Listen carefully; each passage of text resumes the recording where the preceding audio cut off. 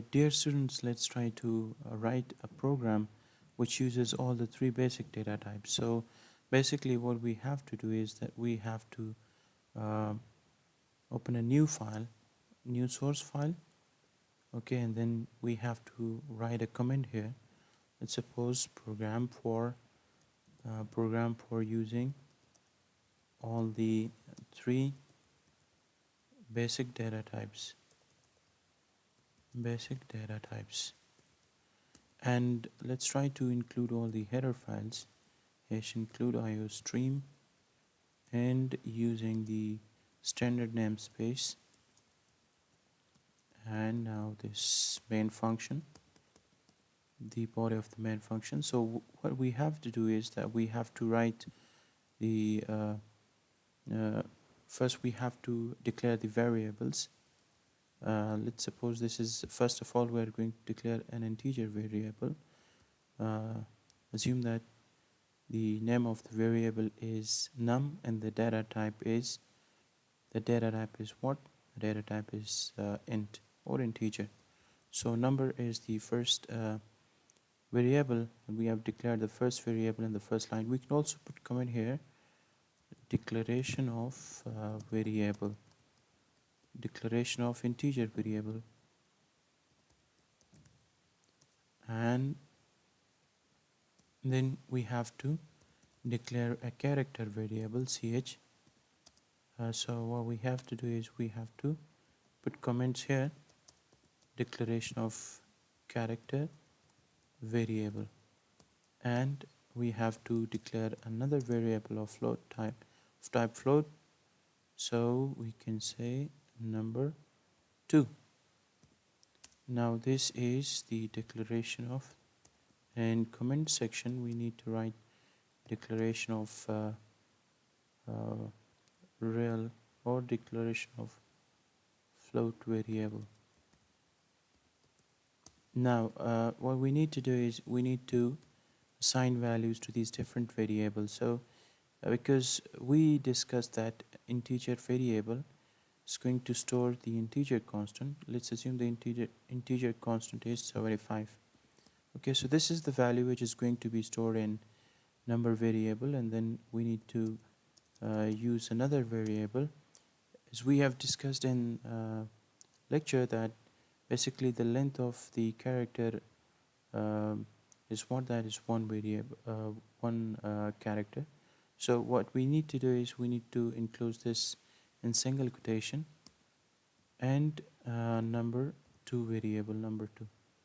So this 5 point or 5065.2. Now what we did here is that first we declare all the variables, okay, and here in this line we store values in these different variables. We assign values in these different variables. So next what we need to do is we need to display all the values of which are stored in these variables on the terminal screen. So cout, we need to print a statement like cout integer variable. This is a simple message that's equal to number. So it's going to print us the number which is stored in number variable, that is 75, and then we need to use this inline. Now inline is basically it is a manipulator. Inline, we call it inline manipulator. It works just like enter. So it will print the new output and the new line. We will see on the screen here. So character variable, message character variable, that's equal to, then it's going to print us j. So the variable which we have used here, that is ch, and again we need to use the inline manipulator because we want to display the new value in the next line. So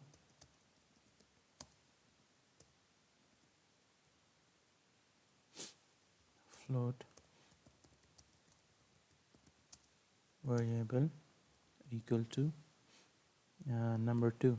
So number 2 is the float variable, and that's it. So this is our program, students.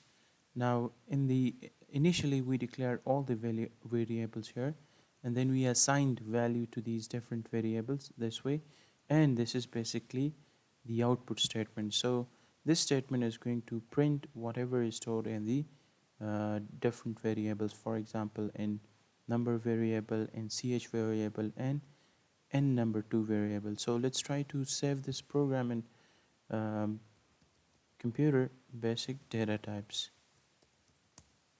Now let's try to compile this code, the code which is written here. This code is basically the we call it the source program or source code.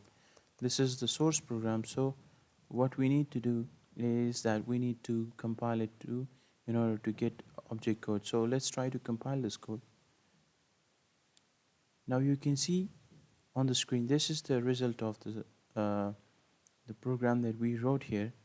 You can see integer variable that's equal to 75, and then the next line is printed in the next line. You can see this is because of the end line manipulator. So integer variable 75, this is the value of the integer variable, and this is the value of the character variable, and this is the value of the float variable. I hope you got this uh, program, and if still there is any confusion, you can ask questions in the discussion forum or in live session. Thank you very much for watching this video.